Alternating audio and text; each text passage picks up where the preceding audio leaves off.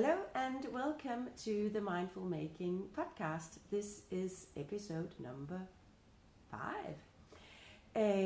Welcome to this podcast where I talk about knitting and sewing, which happens here in my home, north of Sydney, Australia. I'm Danish and moved here 6 years ago. Today I've opened the cupboard so you can see part of my stash, and you might notice that there's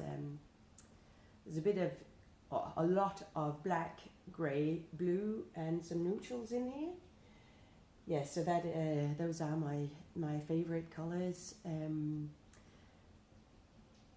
But I thought, when I look at other podcasts, you can always see the beautiful stash in the background. So I thought, I will do that too. So here it is, part of it. I have a drawer and I have other stash elsewhere, plenty of yarns for the next years of making. Thank you to all of you who've subscribed to the podcast. If you haven't yet, please press the button beneath so you'll get notified when there are news from me. It helps me a lot, and I'm so grateful to those of you who follows and have you watched the previous episodes. If you're one of them, welcome back. If you're new, then welcome to this little world of making. So I share the adventures I have within knitting and sewing. On the social media platforms, you can find me on Instagram as Ballet's Bazaar and Mindful Making.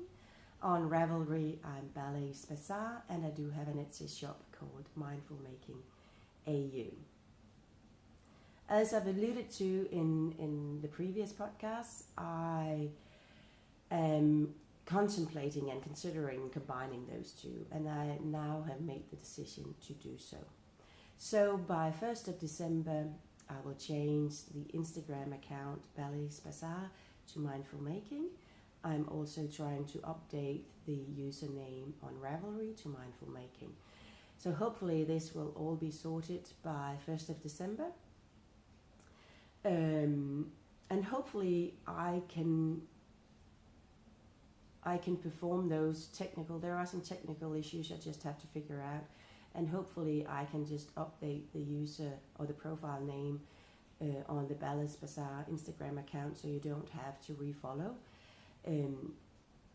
Because that would be a pity. I just need to figure out how to do that. But 1st of December, and keep your eyes out, or I will update on the Instagram to inform you of how everything is going in terms of that transition. Today I will talk about news from the sewing room, which will mainly cover some of the experience and adventures from the Danish Christmas fair, which was held on the 24th of November. And I had a mindful making stall, so I'll show you some of the products that I sold, and it was an awesome day. I had a blast, I had a lot of delightful conversations with a lot of people coming to visit the stall. I had plenty of purchases and orders, so thank you if you came by and had a chat. It was a great day, and I have some of the products left that I will show you, which I will put up on the Mindful Making AU Etsy shop. I am also thinking of sewing up some new batch, especially of the produce bags, which were very popular. So you can still have some ready for some Christmas gifts. So that will happen this week. I apologize for my nose, or my voice. My nose is still here, but I've caught a cold, so I've been coughing and sneezing over the last week, and it's not gone yet. Hopefully it will soon be gone and I can get back to my normal sound and not be so tired. But anyway, let's get started. So if I start with well, to the side here, I have a table of what I want to talk about. I will start with my ongoing project, my knitting project. So in this produce bag, no, not produce, that's what I said yesterday. This is a project bag, sorry, which is my prototype. And I actually brought some for the market last week, and I called them bucket bag because they stand very nicely on the floor, sort of like a bucket. And as I said, I try to find fabrics in second-hand shops and reuse these for the lining. In this bag I have the gentleman's jumper that I'm working on at the moment. So I will pull this out, and here it is. It's a beautiful grey jumper. The first sleeve is almost done. I'm almost at the waist ribbing or the ribbing. But I put it on waste yarn, or this is actually dental floss. And this was just because I wanted to steam it, just to see, to steam block it, just to see the length. So I can verify the length before doing the ribbing, because I need the front piece to fit a 65 centimeter zip that I'll put in here in the middle, down here. But I will have 5 centimeter on the neckline of ribbing, and then 5 centimeter at the bottom. So I'll just need to have the exact length before I start the ribbing. I've done the same on the sleeves, so I want to see the final length blocked. So I've just started because I'm just knitting. So I've started in the sleeves. And last week I bought a short,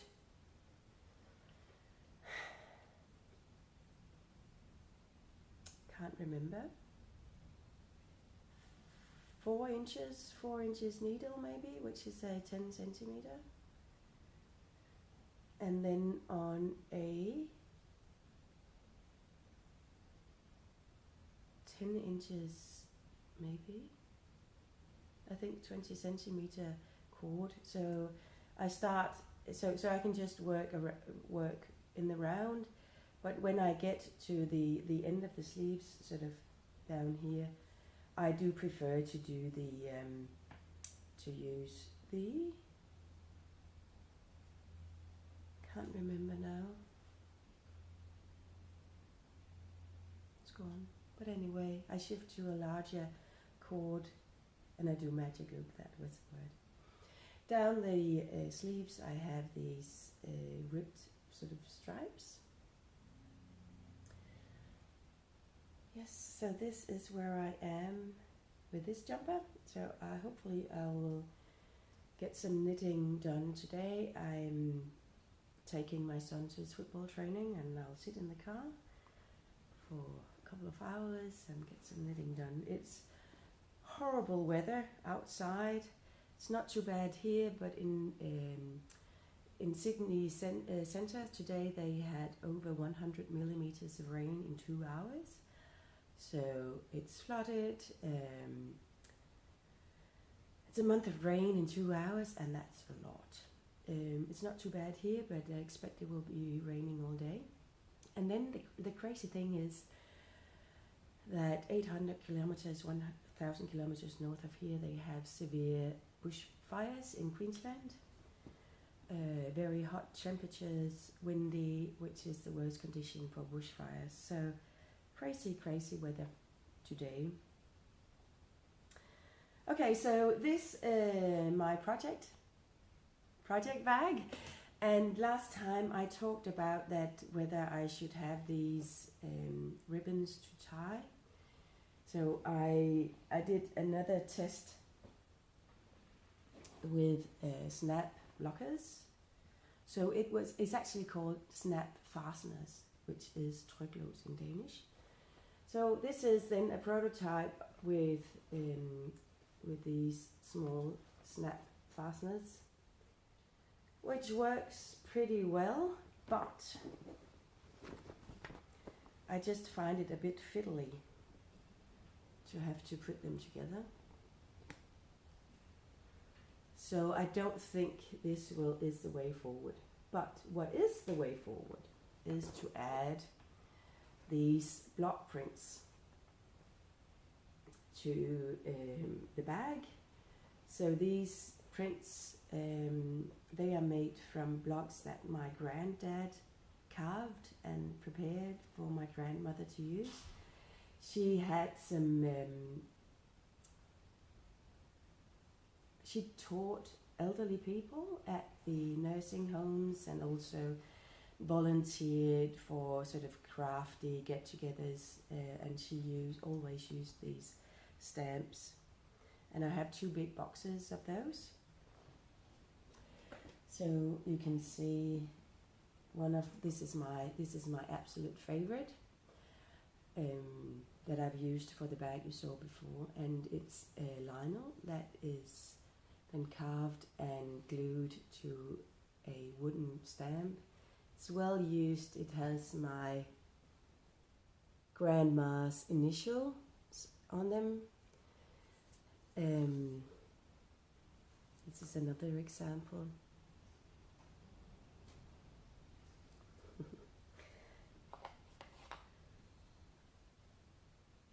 And again, this hasn't been used that much. It has grandma's initials and just showing, where to put it on the fabric.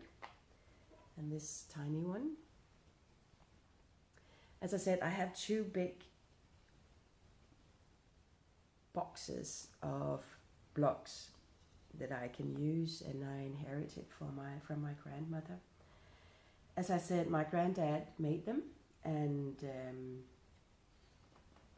he died in 1972, which means that all of these were done before that. So they're probably, they're at least 40 or 50 years old. And it's one of my biggest treasures, and the memory and the heritage from my grandmother. Every Christmas, my younger brother and me, we would arrange a weekend to go to my grandma's house, and she would have prepared then, tablecloths and other gifts that we could make. So we did a lot of block printing, and one of the boxes that I have all of the Christmas stamps, and there are also some Easter with bunnies and eggs and stuff like that. And during that weekend, we would prepare the gifts for my mom and for my aunt. We would sit in her little kitchen, and we would do the printing, and we would have a nice dinner. We would have a sleepover, and then in the morning we would have rye bread with butter and honey and tea. It's one of the best memories from my childhood to work with this stamp. So I'm very fortunate that they came with me here to Australia. So of course I want to use those because they mean a lot to me, and they have some history. So for the market in the Danish Christmas market, I prepared a set of project bags, and I call them then, as I said, bucket bags. And as I said, I try to find this fabric that goes that the bags are lined with. I find them in op shops and second-hand stores. So it's reused fabric. So this was a bed linen, and in here I have for now abandoned project. It's a sweater. I had to redo it. I think this will be one of my Christmas holiday projects. But I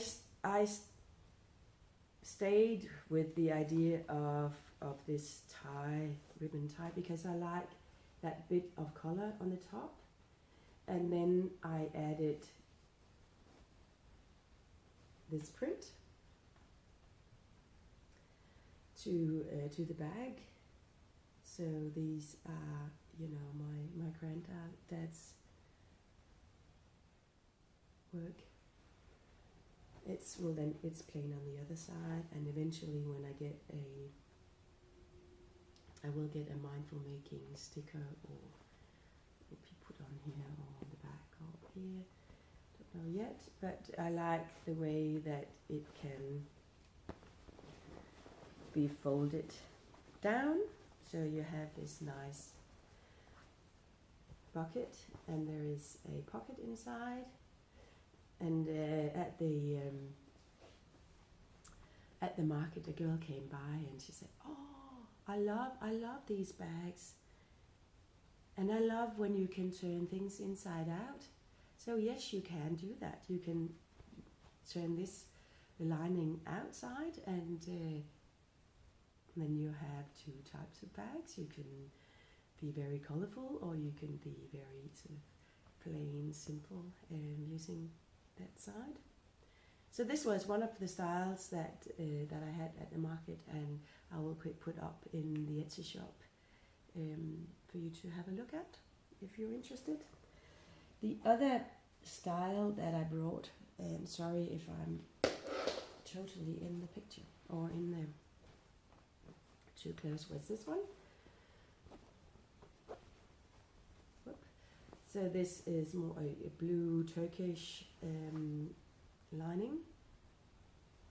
This one I have not yet added prints to that, and I will do before it's put up on for sale. So I had this as an example that if you're not a knitter, you can use it for, you know, your gym clothes, or go to the beach, or yeah. But those two styles are now available, and when they're gone, because it's not a fabric that I can resource. And I have some other types of fabric in the stash that I can use for other bags. So I will let you know when there are updates on that.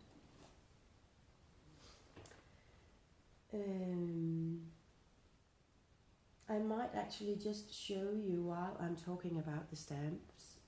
I also make some regular tote bags. So which is just simple tote bags with a few of the different prints, and those I will make available as well. They are plain on the other side. That's one. And this is another example with a little sunshine, plain on the back. And this one is also one of my favorites. And as you can see, when you block print, the how you put on the paint and the ink may differ slightly, but I actually like that bit of variation, so it's not so even. So I'll put those up as well. Then in the combination of environmental friendly products, like so I'm very much into reusability, so I try to reuse fabric. I try to find alternatives for single-use items, like you know, the produce bags, the veggie fruit bags, where in the shops you have this plastic, and I make these mesh bags that you can reuse over and over again.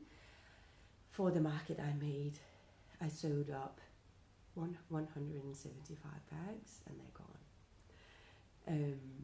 So I have now purchased fabrics that I can make up another batch coming soon.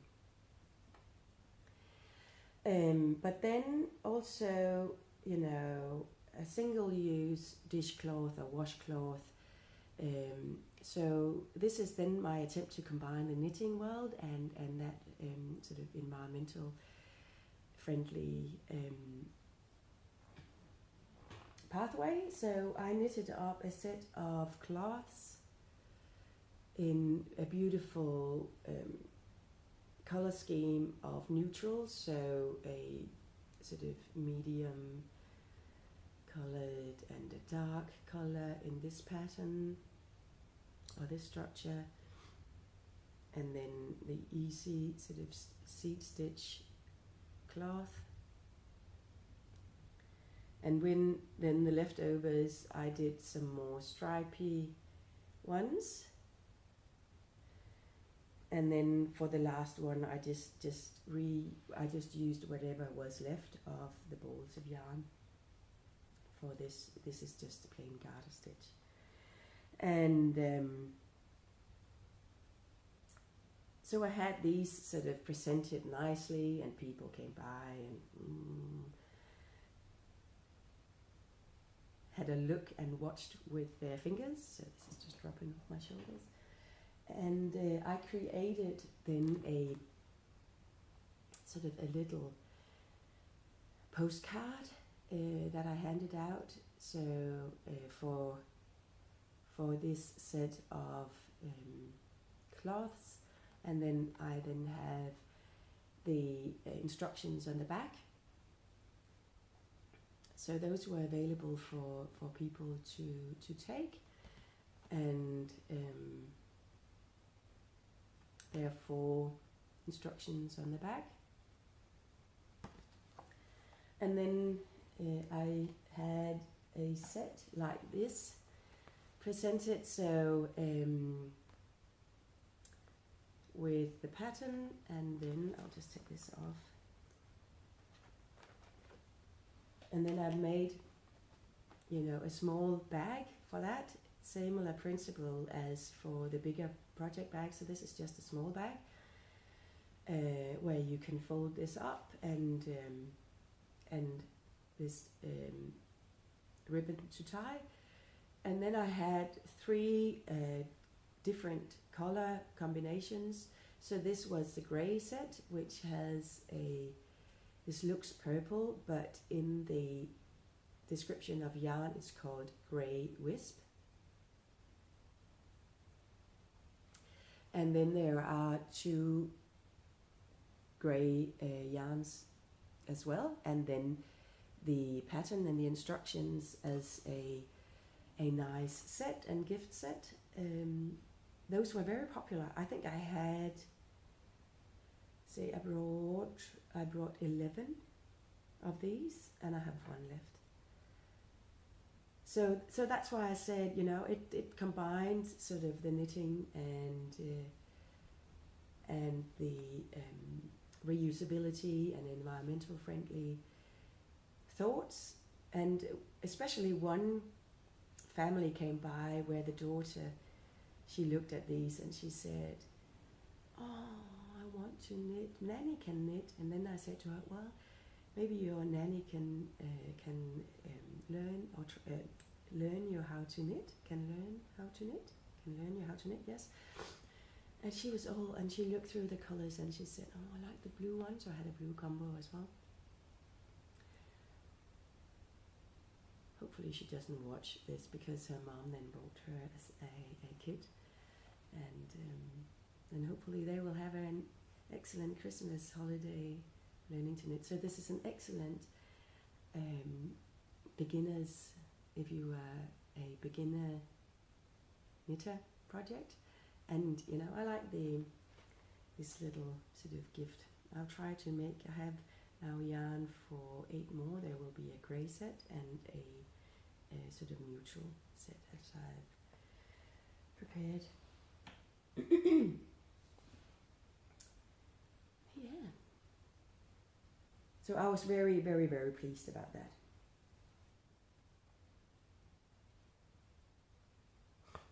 What I will talk now about is what I'm wearing, which is falling off my shoulders because I've been wearing, this is an old tee is probably, well, I knitted it while in Australia, so it's 5 years old. It is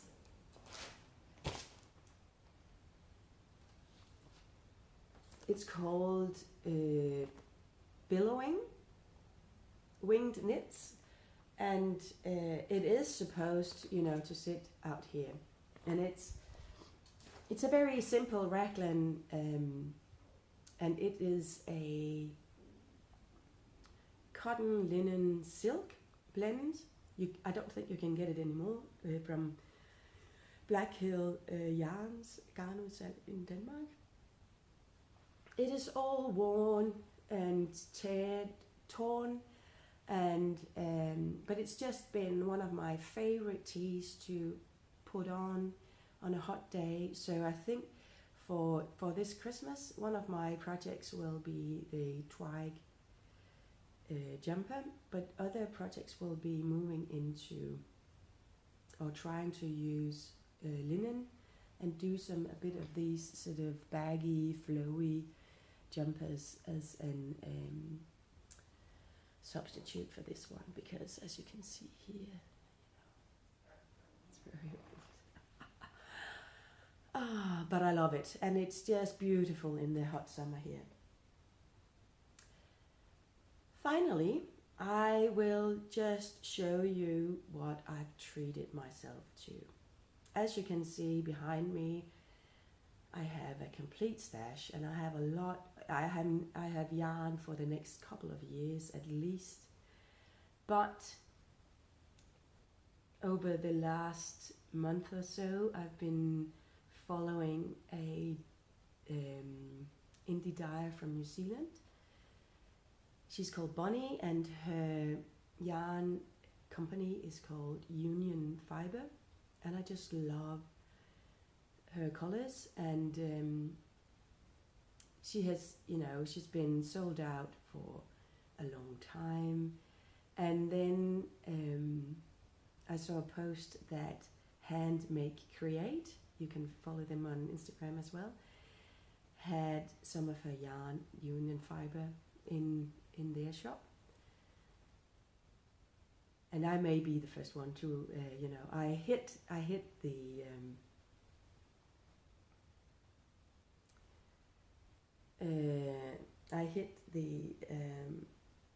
computer, the keyboard immediately, and I got hold of some of her precious yarn.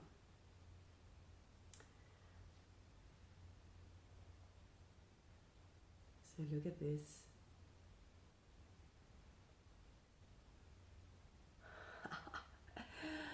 This is amazing. This is amazing. Look at this. And